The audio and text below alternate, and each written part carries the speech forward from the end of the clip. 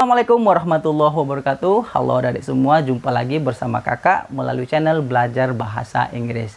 Nah, sekarang kita berada di lesson 3 atau pelajaran yang ketiga, yakni bagaimana cara menyusun kalimat-kalimat sederhana menggunakan pronoun atau kata ganti. Apa sih yang dimaksud dengan pronoun atau kata ganti itu? Yaitu kata yang menggantikan kata tersebut. Ya, masih bingung? Ya, contohnya seperti ini. Kakak mempunyai seorang teman namanya Bambang. Ya, Bambang. Bambang ini adalah sebuah kata.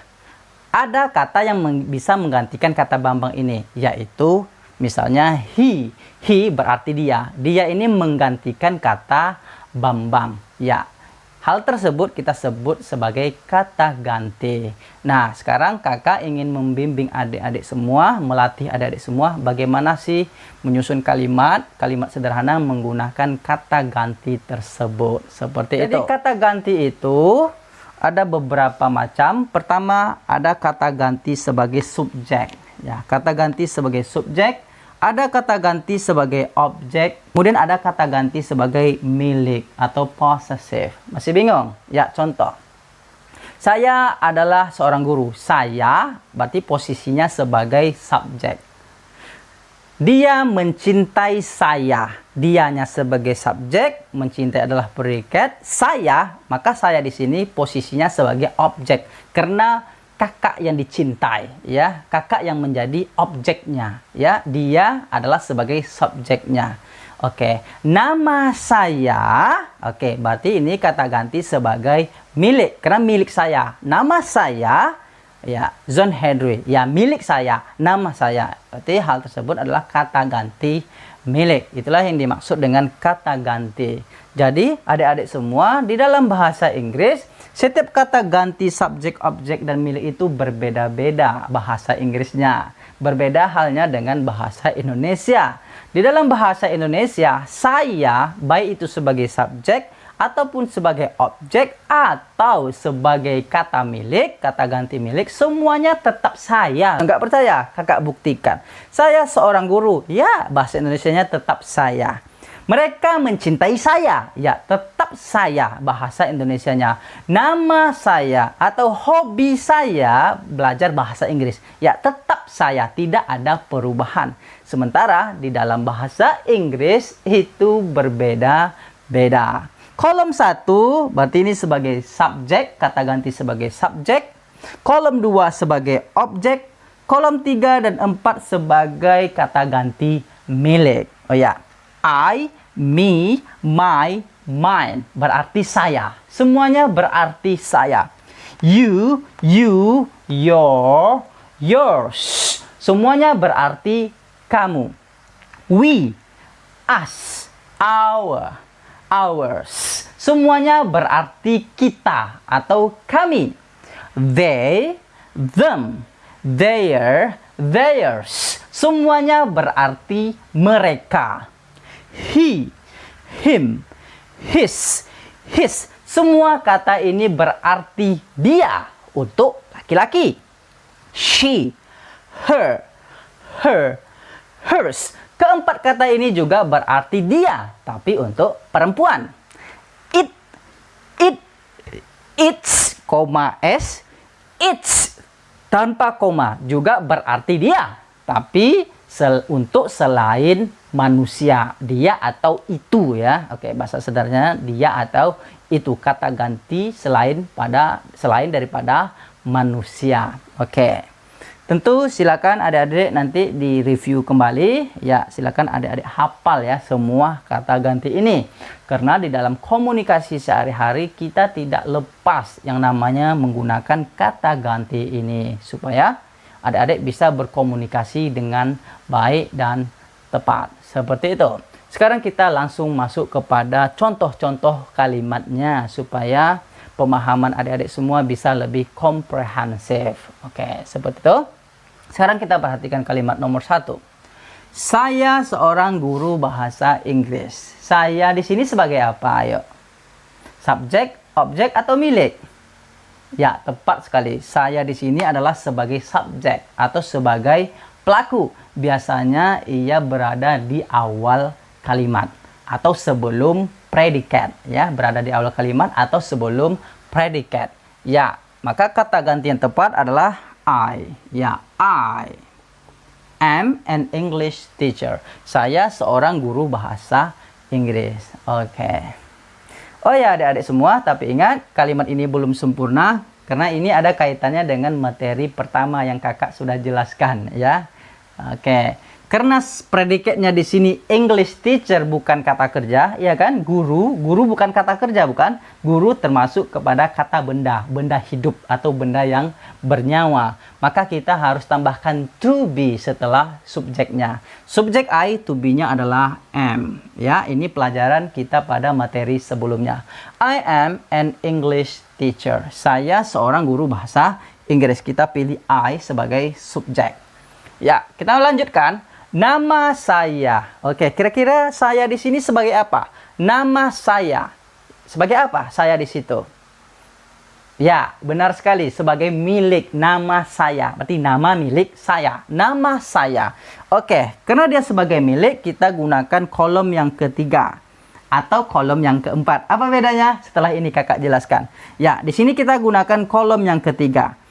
Ya, berarti nama saya menjadi my. My name, nama saya. Ayah saya, my father. Hobi saya, my hobby.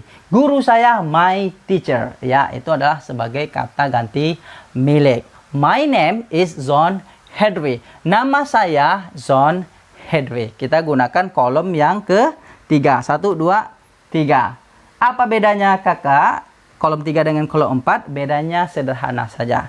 Ya, kalau kolom ketiga, kita sebutkan bendanya. Misalnya, this is my marker. My marker. Kita sebutkan bendanya. Markernya kita sebutkan.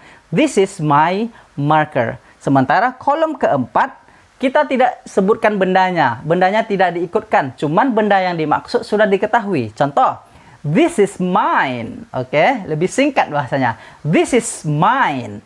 Ini punya saya. This is mine. Ini punya saya. Kalau ini punya kamu, this is yours. Ya, this is my marker. That is yours. Ya, ini spidol saya. That is yours. Yang itu spidolmu. Itu maksudnya. Karena benda yang dimaksud sudah kita ketahui. Sudah spesifik seperti itu. Itu bedanya kolom 3 dengan kolom 4. Ya, mudah-mudahan adik paham ya. Kemudian kita lanjutkan, panggil saya. Ya, panggil saya. Saya di sini sebagai apa? Subjek, objek atau milik? Panggil saya. Dia memanggil saya. Dia memanggil saya. Dianya subjek, memanggil predikat, berarti saya sebagai objek. Ya, objek biasanya berada di akhir kalimat atau setelah predikat. Biasanya pada umumnya. Call. Ya, saya, ya, berarti saya sebagai objek adalah me, ya. Saya sebagai objek adalah me. Call me John. Panggil saya John. Seperti itu, ya. Jadi, mudah-mudahan bisa dipahami ya. I am an English teacher. Saya, berarti sebagai subjek, kita gunakan I. My name, nama saya sebagai milik, kita gunakan my. Call me, me. Saya di sini sebagai objek, maka kita menggunakan me. Call me John. Panggil saya John. Seperti itu. Ya, jadi menurut kakak dengan satu contoh ini, ya, dengan satu contoh ini otomatis adik-adik semua pasti sudah bisa menjawab untuk soal nomor 2, 3, dan 4 ya. Karena adik-adik tinggal mengikuti saja. Tapi nggak apa-apa, kita lakukan bersama, kakak bimbing supaya pemahaman adik-adik semua lebih matang ya, lebih matang, lebih masak lagi. Ya. Contoh, kita masuk soal nomor 2, ya. Dia teman saya. Oke, teman saya udah kakak isi my friend, teman saya ya, my. Di sini kita gunakan my karena milik ya, my friend. Dia di sini sebagai subjek karena dia berada di awal kalimat ya. Kira-kira dianya laki-laki atau perempuan? Oke, karena namanya Muhammad Asep, maka dianya adalah sebagai laki-laki, he. Oke, he. Ya, lagi-lagi kita harus tambahkan to be is. Ya, lagi-lagi harus kita tambahkan to be is karena my friend, teman bukan kata kerja, tapi teman adalah kata benda, benda bernyawa atau benda hidup. He is my friend. Dia teman saya. Namanya, oke, di sini namanya. Jadi nya itu banyak bahasa Inggris adik-adik, tergantung dia menggantikan kata apa gitu ya. Namanya, ya namanya di sini kan dia di sini tadi kan, kawan kakak tadi kan, berarti namanya, berarti nama dia laki-laki, berarti sebagai milik. Mana ya sebagai milik di sini? Ya, kita gunakan kolom ketiga. Berarti his ya. Kita gunakan kolom yang ketiga. His name ya. His name, oke. Nama dia atau namanya. His name is Muhammad Asep. We call, ya, kami memanggilnya. Kami sebagai subjek, memanggil sebagai sebagai predikat. Nya, berarti nya di situ adalah sebagai objek, oke. We call, ya, objek untuk dia adalah him, ya. We call him Asep. We call him Asep. Ya, seperti itu. Lanjut, nomor 3. Ya, kita cepat-cepat karena kira-kira adik-adik sudah paham ya. Dia Aisyah. Aisyah laki-laki atau perempuan? Ya, Aisyah adalah perempuan. Sebagai subjek, objek atau milik? Ya, sebagai subjek. Kenapa adik-adik tahu itu sebagai subjek? Ya, karena posisinya ada di awal kalimat atau sebelum predikat. Aisyah, dia perempuan, maka sebagai subjek jawabannya adalah she. She. Lagi-lagi jangan lupa tambahkan kata is, to be. Kenapa? Karena Aisyah bukan kata kerja, ya. Aisyah bukan kata kerja. She is Aisyah. Dia Aisyah. Hobinya, nya di sini siapa maksudnya? Ya, Aisyah tadi. Dia perempuan. Kita lihat she, ini objek, milik, ya. Miliknya adalah her, ya. Milik adalah her. Berarti hobinya menjadi her hobby. Hobinya is cooking. Hobinya memasak. Hobi siapa? Ya, hobi Aisyah. Dia perempuan. Ya.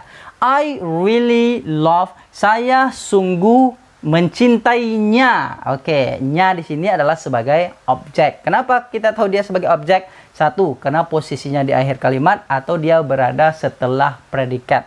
Predikatnya adalah mencintai, ya. Saya sungguh mencintainya. I really love. Dia sebagai objek, ya. I really love her. Seperti itu. Ya, kita lanjut. Terakhir. Mereka teman kami. Mereka teman kami. Ya, mereka di sini adalah sebagai subjek. Dari mana kita tahu? Karena dia berada di awal kalimat atau sebelum predikat. Ya, mereka bahasa Inggrisnya adalah they. Mereka sebagai subjek bahasa Inggrisnya adalah they. They. Ya, they. They. Ya, karena our friends, teman kami atau teman kita, ya, milik kita, ya. Teman kita, teman kami, ya, bukan kata kerja, maka kita harus tambahkan to be. Jangan lupa tambahkan to be, ya, materi kita sebelumnya. They are our friends. Orang tua mereka, ya. Orang tua mereka, ya, berarti ini adalah kata ganti milik. Orang tua siapa? Orang tua mereka. Milik mereka. Orang tua ini milik mereka. Orang tua mereka. Ya, kata milik untuk mereka adalah subjek, objek, milik, ya. Possessive ini artinya kata ganti milik, ya. Their, berarti their parents, ya. Their parents, orang tua mereka sangat kaya, are very rich. Jangan ganggu mereka. Jangan ganggu mereka. Maka mereka di situ sebagai objek. Karena posisinya di akhir atau setelah kata kerja atau setelah predikat. Don't disturb. Jangan ganggu. Ganggu siapa? Ganggu mereka. Maka mereka adalah sebagai objeknya yang menjadi sasarannya. Don't disturb mereka. Mereka adalah they, objeknya adalah them. Don't disturb them. Ya, don't disturb them. Jangan ganggu mereka. Seperti itu. Jadi bagaimana kira-kira adik-adik semuanya? Insya Allah bisa dipahami ya. Sekiranya adik-adik masih ragu atau kurang paham atau sama sekali tidak paham, ya jangan khawatir. Di sini kakak menyediakan fasilitas. Silakan adik-adik tanyakan langsung atau DM langsung ke IG kakak di sini, atau bisa chat langsung kakak melalui WA ini. Ya. Baik, ini yang bisa kakak sampaikan pada materi kali ini. Silakan adik-adik ulang-ulang terus, berlatih terus, dan yang terpenting adalah hafal ya. Kata-kata ini mesti adik-adik hafal, karena teorinya kan adik-adik sudah paham insya Allah. Cuman kalau tidak hafal, tentu adik-adik tidak bisa membuat kalimatnya seperti itu. Setelah adik-adik hafal, yang terpenting, yang tak kalah pentingnya, adik-adik langsung praktekkan, langsung gunakan dalam percakapan atau dalam komunikasi sehari-hari. Sehingga apa yang telah adik-adik pelajari memang lengket dalam kepala adik-adik semua dan adik-adik sudah terbiasa melakukannya. Oke, sampai jumpa. Terima kasih banyak for watching. See you in the next video. Assalamualaikum warahmatullahi wabarakatuh.